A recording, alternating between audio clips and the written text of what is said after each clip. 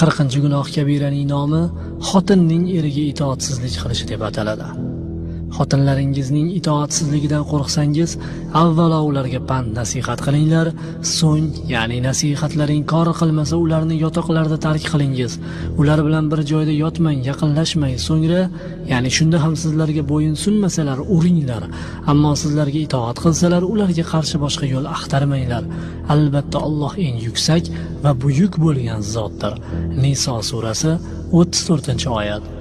Vohidi radhiyallohu anhu aytganlarki, bu oyatdagi itoatsizlikdan murod erga osiylik qilish, ya'ni takabburlik bilan erining buyruqlariga xilof ish yuritishdir.